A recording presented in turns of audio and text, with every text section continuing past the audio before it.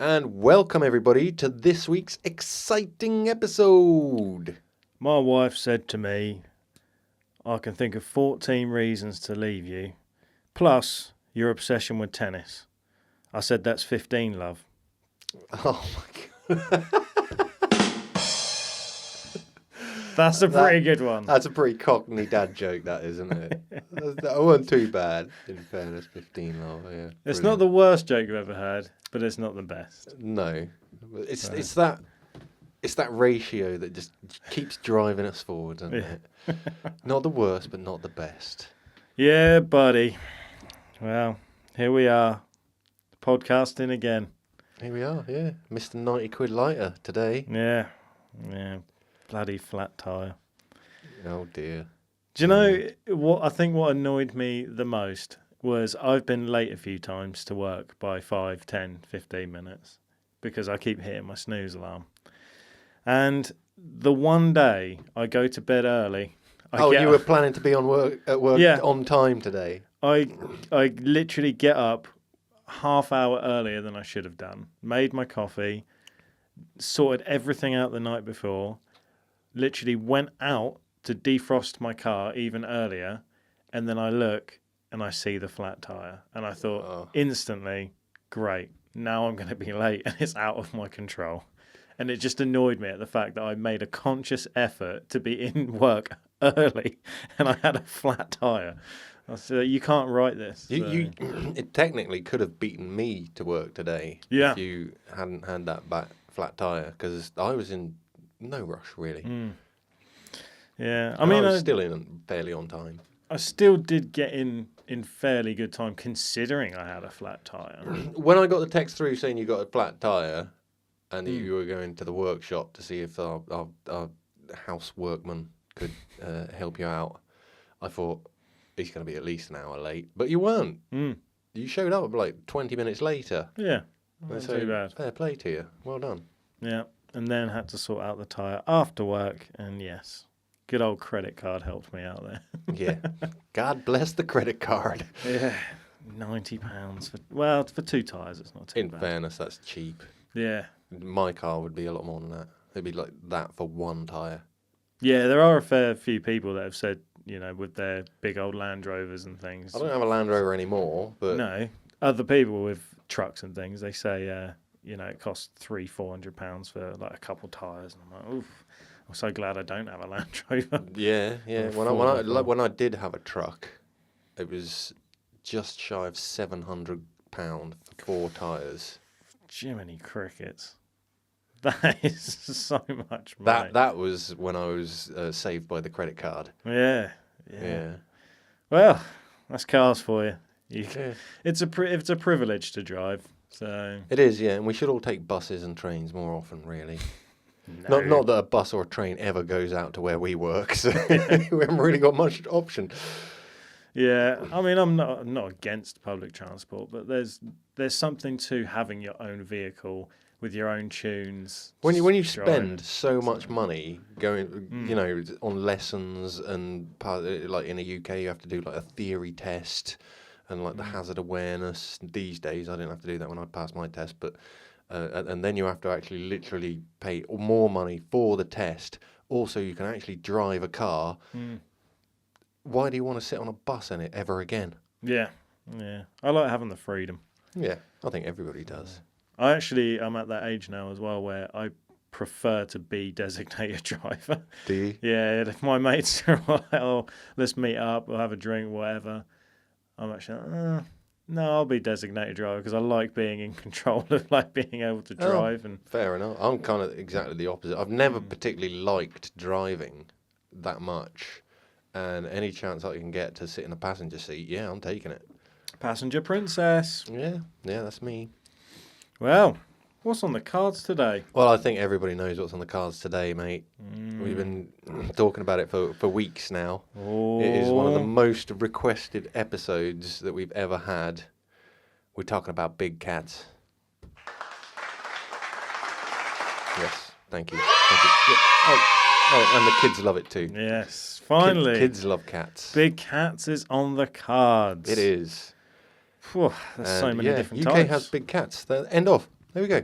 Well, tune in next week. Yeah, no, I have got more. Right, so Good. but the UK shouldn't have big cats roaming around in the wild. Yeah, there are some theories, but the government doesn't admit it. You know, the British government experts reject the existence of a breeding population of true big cats in the UK. Okay? Yeah. Yet people report them all the time. Many accounts of it every year, starting from around about the 1970s. Oh, it goes that far back. Yeah, we'll get into that in a little while. Okay. But right, so there are some native wild cats in the UK. Okay. Can I name one? How many can you name? Tabby. Isn't there one? Felix. Isn't there one called like a Cheshire Blue or something? That's a type of cat. I don't think so. Well, it's a type of cat, but that would be a domestic one. Big cat. The only big cats I've actually heard of, like people saying that they've seen sightings, is panthers, just big black cats. Yeah, those are the ones that are not technically meant to be here, though. Right, so I'll tell you now. I thought I was going to trap you there by you saying lynx. I've heard of a lynx, but I thought they were Scotland. Well, they kind of are, maybe. Who knows? Right, so the only actual species of native, like, wild cat is known as the Scottish wild cat. That's what it's called, the Scottish wild cat. That's a terrible name. Critically endangered. Oh, I've heard a recording. I know what they sound like. Meow. Mew. Where's my kibbles and bits? That's what they sound like. They literally are really, really critically endangered. There's only estimated to be between 100 and 300 left in the wild. Oh, okay. Are they the same size as like a domestic cat? Yeah, relatively the same size. The reason why we don't actually know exactly how many there are is because they will breed with other feral cats and domestic cats to make sort of hybrids. That's cool. But they are known to be pretty much untamable. They are... Just like the Scots. Yeah. They are extremely elusive. You've almost got more chance of going to Nepal and seeing a snow leopard than you have of going to Scotland and seeing a wildcat. That elusive? Yeah. There are only a small group that have been tagged and tracked. That's pretty cool. By like the RSPCA. Other than that, they are just wild. We don't actually know what the numbers are, but it is just only a couple of hundred, maybe 300 at max today. Scottish wildcats. Yeah, they are. There are like conservation efforts to try and preserve them and you know keep them in the wild. Longevity, I think, is probably the word. You know, but yeah, that is the only cat that should be like a wild cat in the UK that people would see, other than just domesticated feral cats. But again, this is pretty much the same. Now, but that's not what big cats are about. It is what a lot of like government officials, RSPCA and scientists and whatnot attribute big cat sightings to, because if you're out in the countryside or whatever and you see a cat about, people argue that, you know, distance might be deceptive, the actual size of it might be a cat sort of like Mancoon size or something, you know, a bit of an oversized one that people are mistaking for these big cats. But there are plenty of stories about big cats. Yeah. I even have a couple myself that are coming up soon. Do you know what the most popular one is? You've already mentioned it. Panthers. Yes. The black panther or puma are 80% of the sightings in the UK. Yeah. You'd be pretty hard up to, missize a panther to a domestic cat, wouldn't you? Yeah. I think most people, even with, bad perspective or anything, maybe if they've got one eye, depth perception and all that sort of thing, they might confuse it. But I think most people would recognise like an actual oversized cat, the size of a panther or a puma, in the wild if they saw one. And they're already hard to see. In the dark, they definitely are, yeah. But they make up 80% of the sightings. Another 15% of sightings are for tan pumas, mountain lions or cougars. Now, Josh, you're from America. I am. Yeah. Mountain lions and cougars are from America. Yes. Is there a difference between a mountain lion and a cougar? Yes. Mountain lions are big cats that eat several different things in the wilderness. Yeah. And a cougar is kind of like a sexy lady, like a MILF that likes young men. Oh, yeah. Okay, yeah. No, that makes sense. Yeah. Yes. Well, I was always told growing up that cougars and mountain lions are the same thing. Right, so okay. I think they are. They're the same genus then, or something like that. yeah. I quite like the name, like cougar, though. I always associate... As a MILF or as a cat? Both. But, I think MILF sounds a bit horrible sometimes. I never know really how to... You think cougar sounds nicer? I think cougar sounds a bit sassy. Do you know what I mean? I suppose it does, yeah. I'd rather... I guess, if you've got a woman showing off her stockings and stuff going... Stockings? Grandpa? Just whatever. Showing off her cleavage or, just going, hey, honey, I'm a MILF. Or, hey, how'd you like a cougar? See, cougar sounds nice. It is more appealing, isn't it? It does sound nicer. It is more appealing. I feel like if a woman said, I'm a MILF, I'd be like, oh, no, I don't know. I don't like it. Yeah? I don't have nothing against MILFs if people want to call themselves MILFs. I just think cougar's a nicer sounding word for it. Yeah, I guess it is, yeah. But neither are big cats, so I digress. Yes, sorry, yeah. And the other 5%... Oh, here we go. Big cats that are reported, not all of the 5%, but a good percentage are reported as lynx.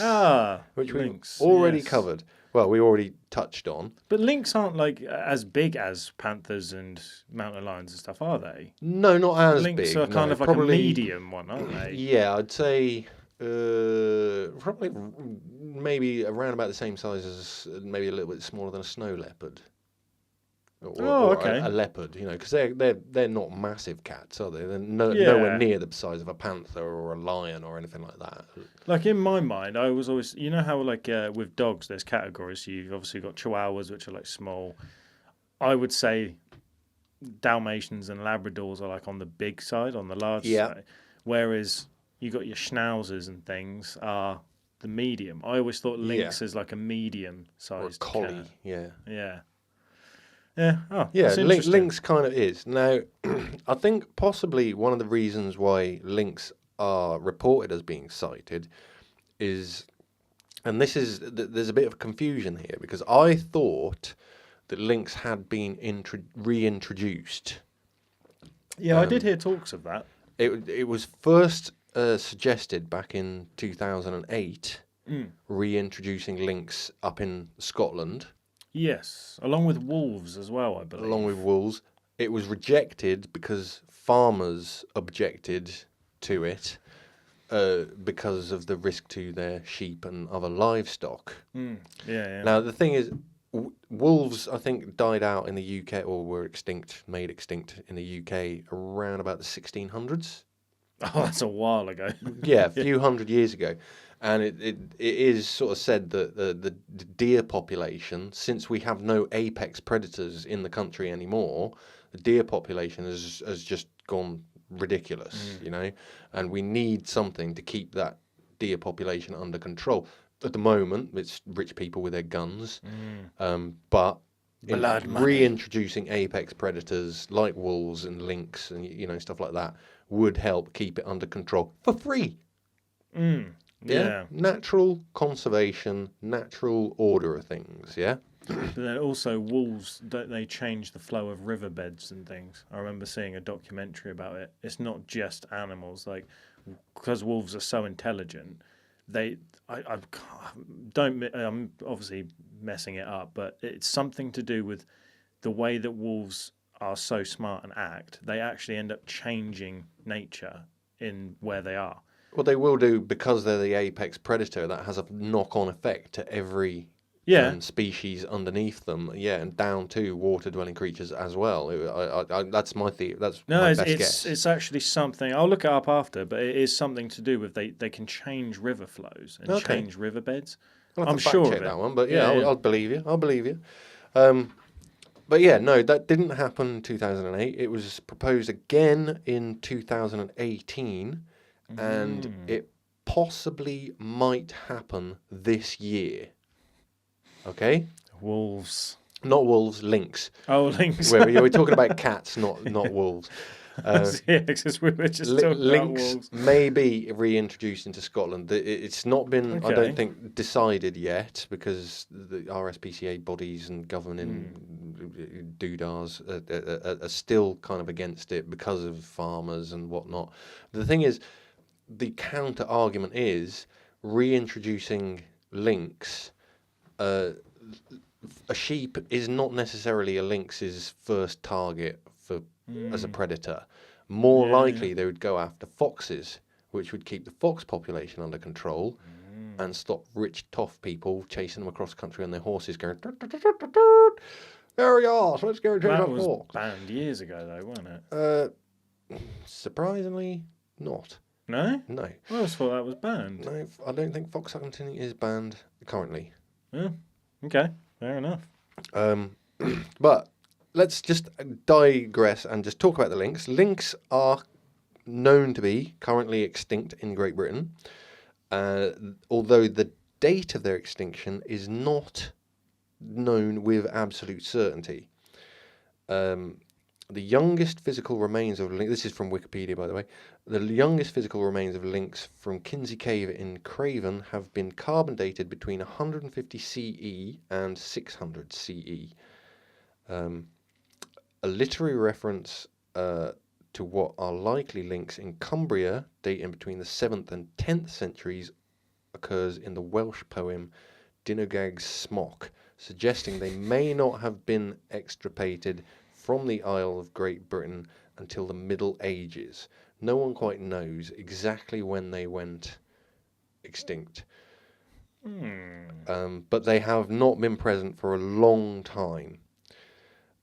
There's also a written record indicating the presence of a large cat in southern Scotland in the mid-18th century. The 1700s is noted by a scholar called Lee Ray, who tentatively argues that it may refer to the late surviving population of lynx. So with a history like that, it's unsurprising that people think that they've seen lynx, because we know that it was a predator that populated the UK. So it was here a long time ago. It was here, much like Bigfoot. Is it still here? You know what I mean? Yeah, I'm with you. Yeah. Yeah, good old mythical Bigfoot. Has it just been hiding out and just not been seen? Who knows? Lynx are the ones with the cool ears. Yeah, aren't yeah, they? bushy ears, yeah. Yeah. Okay. So I've got a couple of stories about my own experience with big cats. Okay. I'll start off with the less dramatic one. But these are both from my time when I lived over that by that there Wales. Down in the valleys. Yeah. From where I grew up in South Shropshire, called a little town called Ludlow, and just outside Ludlow is a hilly forest called Mortimer's Forest, and I used to work on a farm up in Mortimer's Forest, right at the heart of it. A little sort of 200-acre farm. It was actually kind of a toy farm, really, because it was owned by a guy who was like one of the managing directors for Lloyd's Bank. Oh, okay. Like he was worth like lots of millions. Yeah. And it was just like one of his little country holiday getaways. You know, when he weren't on the board of directors, he'd come out there for the weekend and stuff like. And most of what we did out there was putting up deer fencing and cutting down trees, conservation work. But he did have a small flock of sheep, about 60, I think, if I remember rightly. And we used to move them around from field to field. And I distinctly remember at least one time going down to one of the lower fields in the valley. In the valley, I know. And we counted the sheep, and there wasn't enough there. There was one missing, and all we found was a clump of wool and a trail of wool leading out of the field, over the fence, into the trees, and that's where we lost the trail. And there's not that many apex predators. No. A badger isn't going to do that. No. I couldn't imagine a badger jumping over fences. We always put it down to a big cat. Yeah.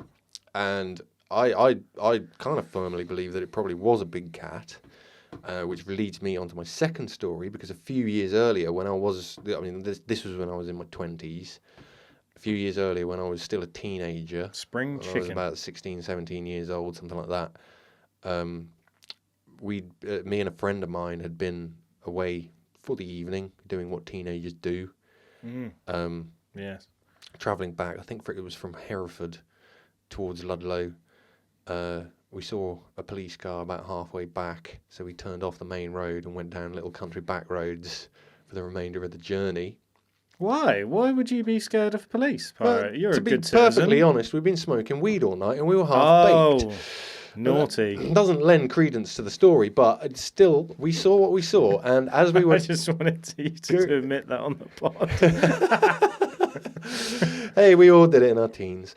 And yeah, as we were driving down this little country lane, you know, because we were paranoid that the police were following us and whatnot, like I say, we got onto the back roads, going down from Lempstead to Ludlow, down the back roads, and out of, I think it was a gateway on the opposite side of the road, just literally came this huge, all we could really see was a silhouette, really. So I can't tell you exactly what colour it was, but it was a big black cat.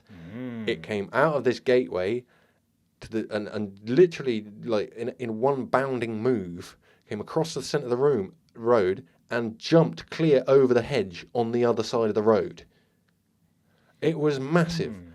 My mate hit the brakes because it wasn't that far in front of us, and I said, "What the are you doing? Yeah. Don't stop. I don't want to stay near that thing.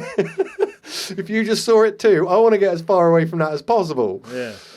I mean, you could have been the first people to... Fall victim to a big cat, yeah, maybe.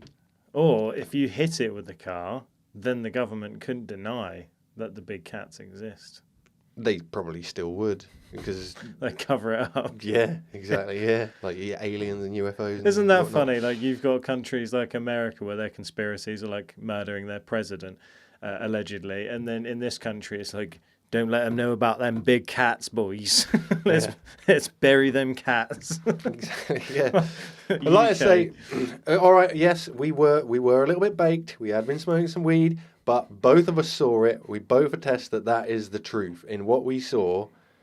And like I say, again, a few years later, not too far from where that happened, evidence of a sheep being dragged off into the woods. I get you.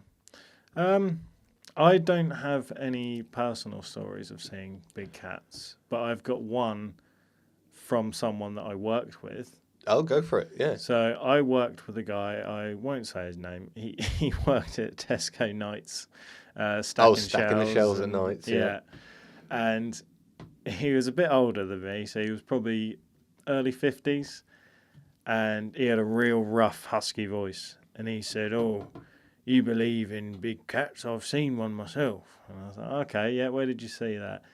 And he said, "Going down the road towards a certain area, not too far from us." And it was... that there in Norwich?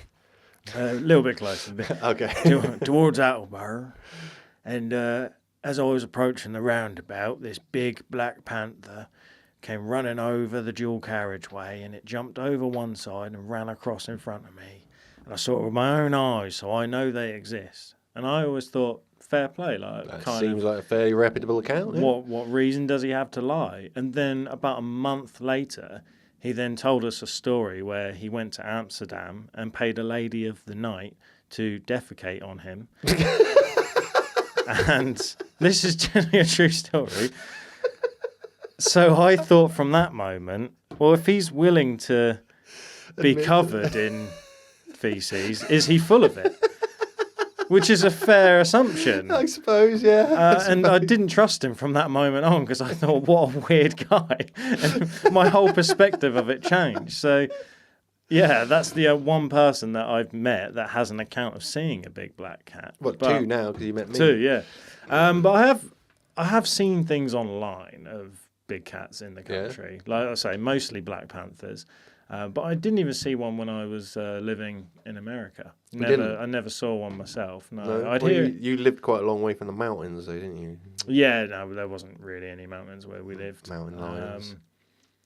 No, I've always heard stories. Like my dad's seen them when he was hiking and fishing and things in Montana and stuff. So Yeah. Well, they are also all seen over them. the states, aren't they? Like you say, it's Yeah. not something you heard of really when you first came over here, was it? So- No. Mountain lions go as far as Canada and as low as Chile. Do they? Do they Yes, really? they do, yeah. I definitely didn't Google that before the show. All right. So, do you know the most famous report of big cats in the UK? Oh, is this like a trick question where... No, not really. I bet 90% of the people listening to this will be able to rename it. Oh, this is a trick question. The I'm most... only asking because you're an American. You won't probably know this. It's got to be Tony the Tiger No. from Frosties. That would be good, but no, it's not. The most famous account famous big of cat. big black cats in the UK is known as, I'm going to put an echo on this, the Beast of Bodmin. No, I don't think I know it. Never heard that? No. Okay, so basically, Bodmin is a That's small cool, though. town. It's kind of like the gateway into Cornwall.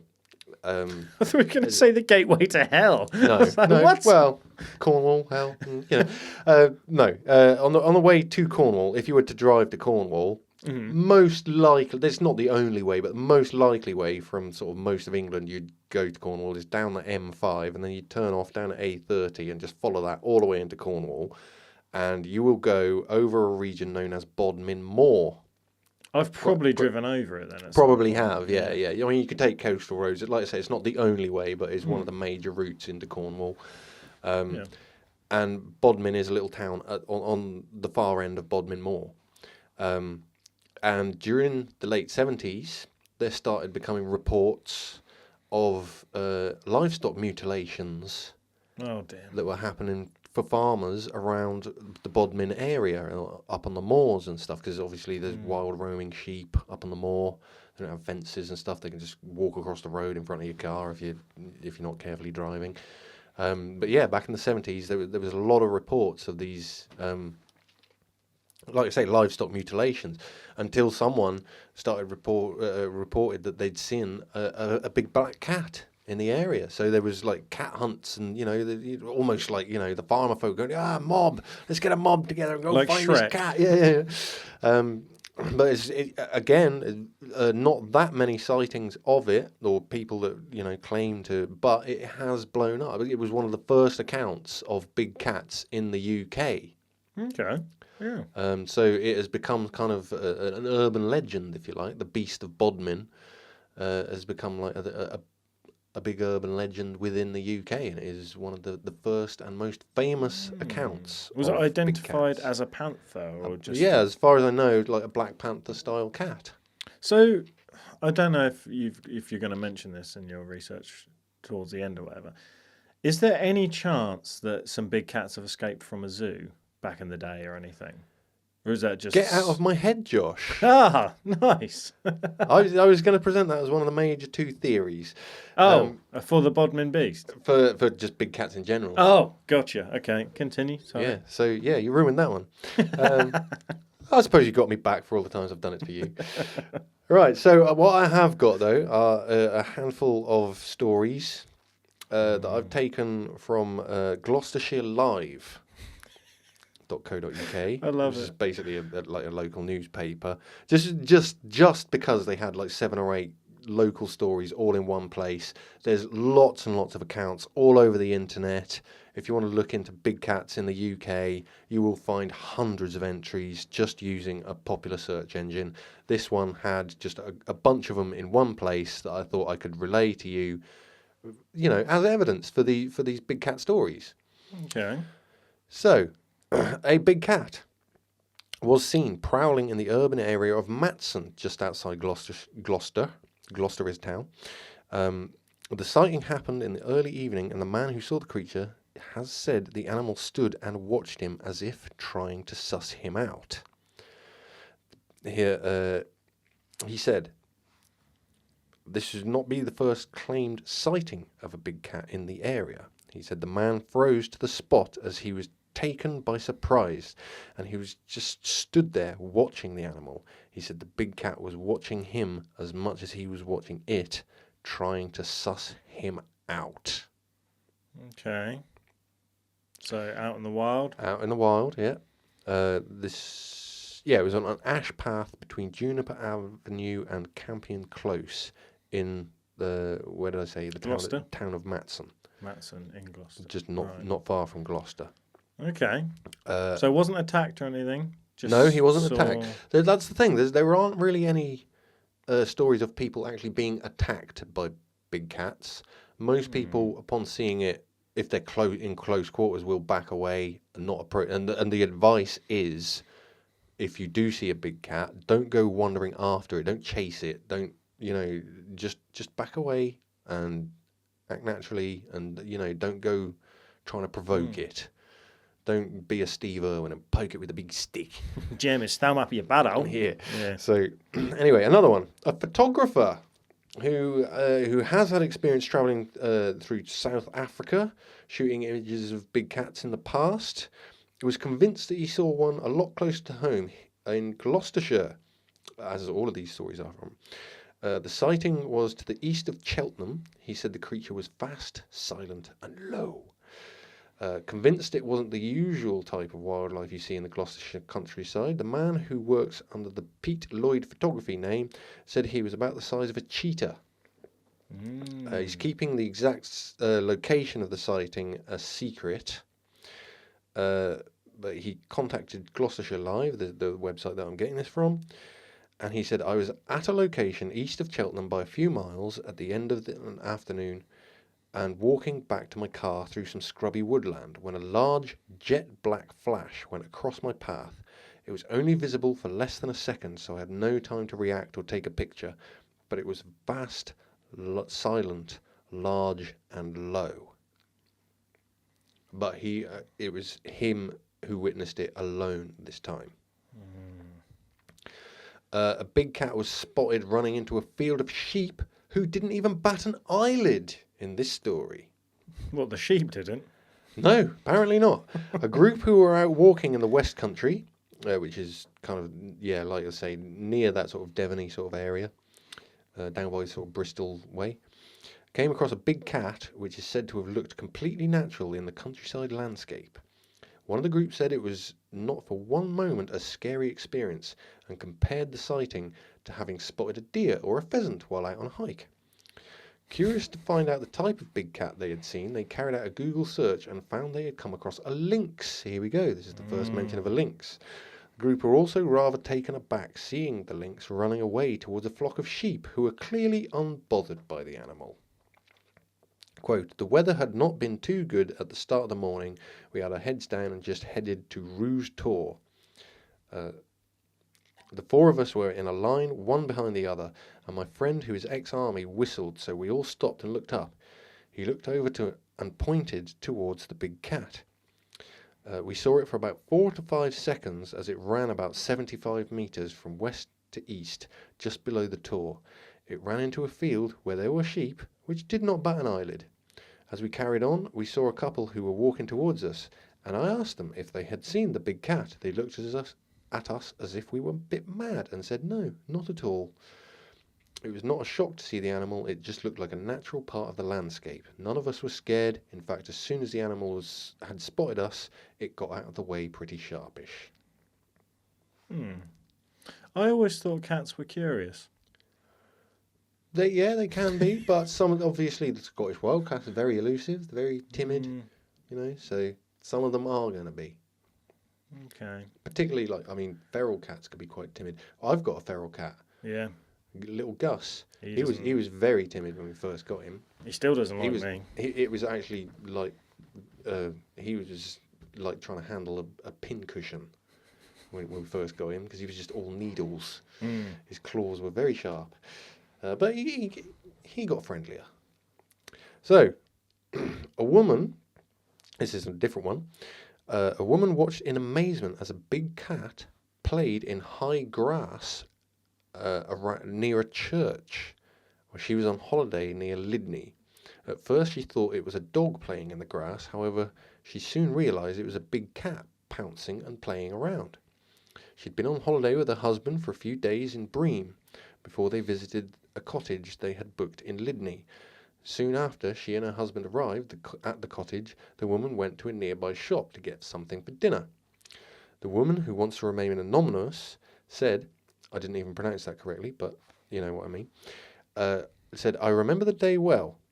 It was the men's Wimbledon final, and I had just taken the dogs for a walk in the field opposite where we had been staying. I went to go get something for dinner from the local shop nearby. On my way, I noticed some beautiful flowers up against the wall of a church. I was going to go into the churchyard and have a look at the flowers, had my hand up against the gate of the church, and then I could see a black shape and something moving in the grass. The grass was as tall as my waist, it hadn't been mowed, and I could see it playing with something in its paws. I was able to make out its swishing tail. For a brief moment, the woman looked on as the animal watched her, and then she could see the tail of the big cat swishing in the grass. She then began to wonder if the animal before her was actually a panther. She said, and I quote, I watched it, and it was playing in the grass and pouncing. It must have found a mouse or something to play with. It looked at me, and I thought then it was a panther.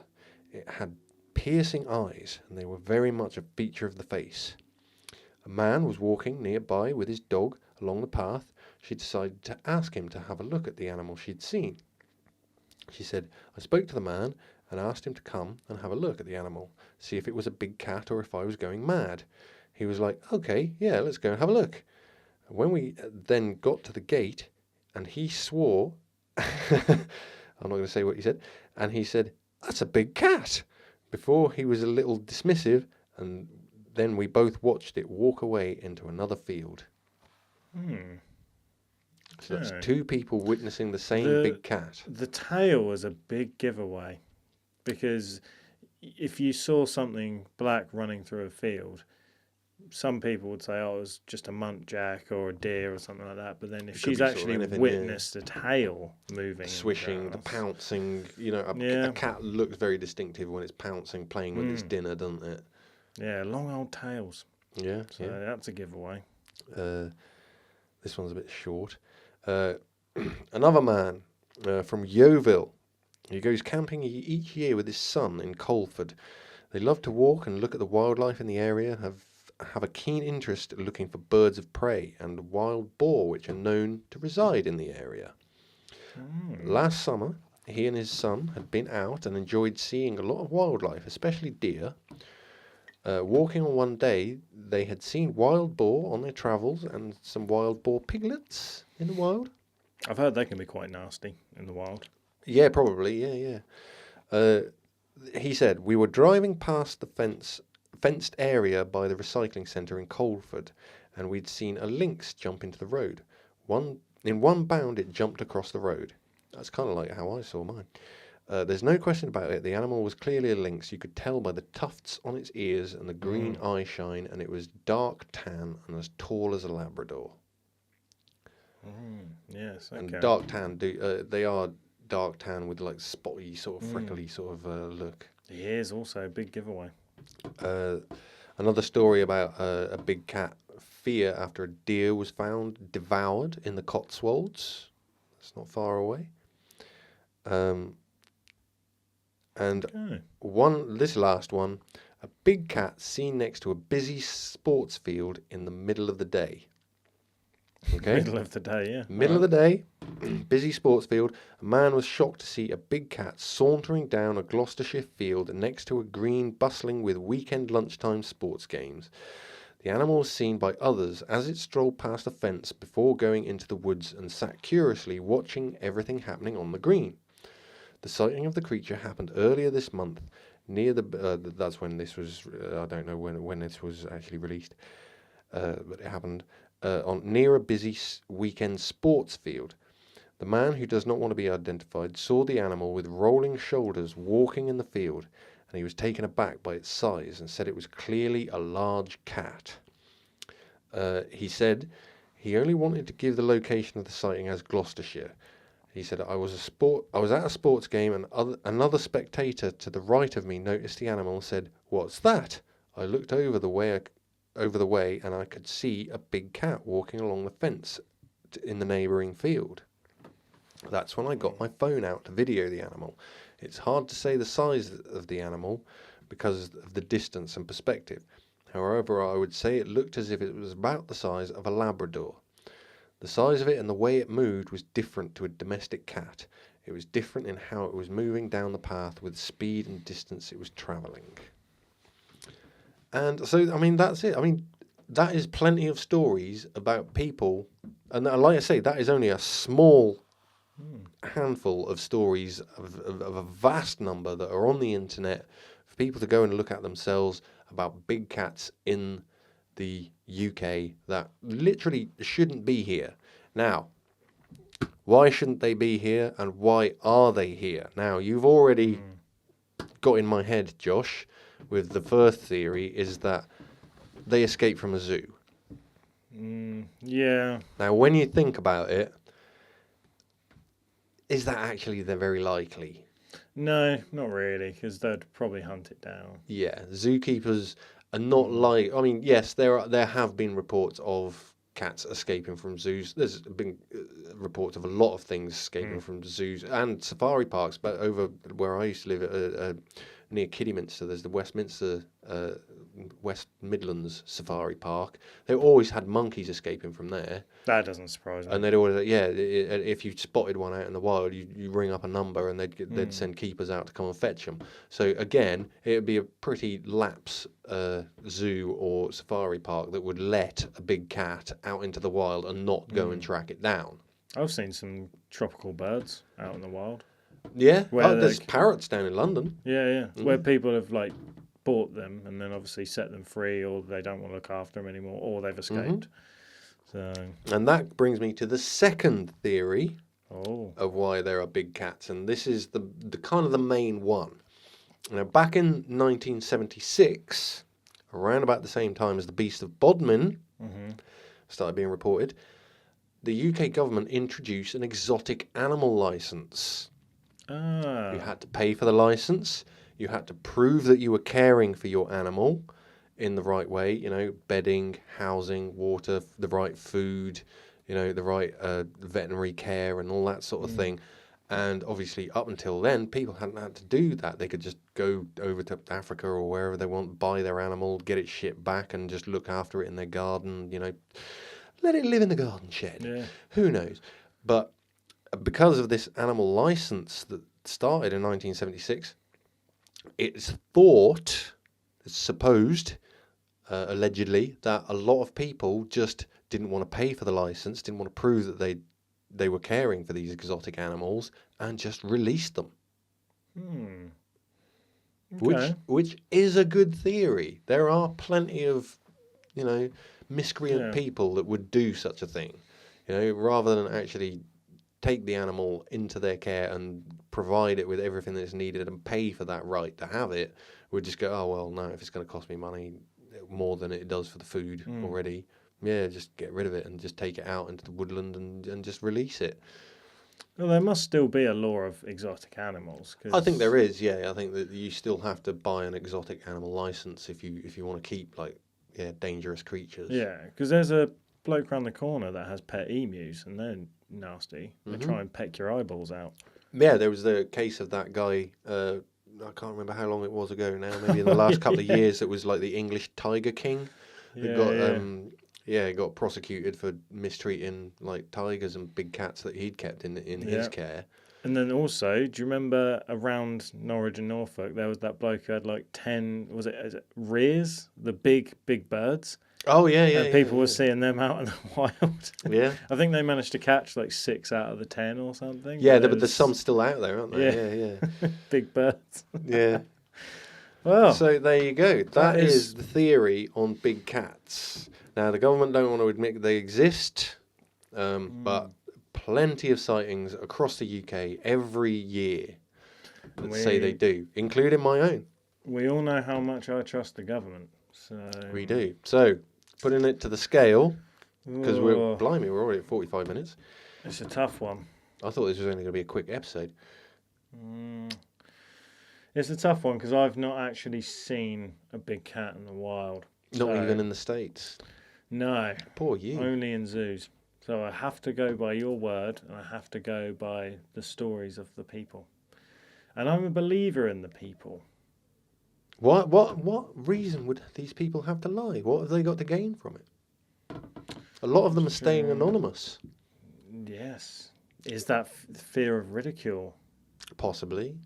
A lot of them are people keeping the location anonymous or not revealing it because they don't want people to go there looking for the big cats and potentially like big game hunters and that sort of thing. And farmers, going out there thinking, I'm going to protect my land. I'll tell you what, I'll keep it fair. If I had seen one myself in the wild, I would go above an 8. Okay. But because I haven't seen one in the wild myself yet, who knows? I think it's only fair to bring that score down a little bit. But I have heard over the years about stories of big black panthers and big cats in the wild, and that's almost kind of, I suppose you could say, British folklore at this point. Yeah, it's like an urban legend, isn't it? Yeah, I'm gonna give it a 7.3. Okay, I think that's about right. Since I've had 2, not 1 but 2 experiences, potentially with big cats, with a missing sheep, but I obviously one of them I was slightly inebriated in some capacity. I can't give it the 9.9 that I'd like to give it. That would be a crime. 9.9. But I am going to give it a 9. A 9 for big cats? Yeah. I do think that they are out there. They do exist. There's so many reports of people that have seen them. There's so many different types of sighting. Like I say, the big black panther is 80%, followed by the tan mountain lion style cat, followed by the lynx. There's clearly something to it, I think. So, yeah, I'm going to give it a 9. 9 flat. What did you say you give? 7.3. 7.3? That's dismal. It's better than a 9.9 that you were going to give it. If you'd seen one, you'd think it was a 9.9 as well. Well, I don't know, because you could apply that to everything, couldn't you? Like, because you've seen ghosts and stuff, whereas I still doubt whether I've seen a ghost. So, but you... This is true. But I don't think you gave it 9.9s. Do you know what I mean? Yeah. So it's all... It's different for everyone, isn't it? I think that gives us an 8.35 average. Yes, that does seem about right. Or does it? I don't know. My maths is terrible. 8 point... No, it would be an 8.15 average. So. That is what I like about the scale and the pod, is we always ask people, what would you give it and things, because it's different to people. I've got a feeling this one's going to be popular for the people writing in on the Discord and like comments on YouTube and all that sort of thing. Occasionally we do get inundated with emails just about a particular subject. It has been requested, and it is pretty much our biggest requested episode that we've ever had. Since we first started, I think people have mentioned doing big cats. Yeah, they have. And it's taken us 2.5 years to actually do it, so it's about time. Yeah. Well, yeah, I guess it goes by everyone's different experiences. So let us know if you've got a story that you want to share in one of our no subject episodes or a We Got Mail episode or something like that we can share some of your stories. We've got some in the bank already. If you've seen a big cat, write in paranormality.uk@gmail.com, or you can follow the link in the description that will lead you to our Discord, or just write a comment on Spotify or YouTube if that's where you are listening to this podcast. Yeah, no pussycat jokes either. No. None of that. No. It's low-hanging fruit. And Yes. until next time, I've been Pirate. I'm Josh. This has been Paranormality UK. Ta-ta. Ta-ta! Wow.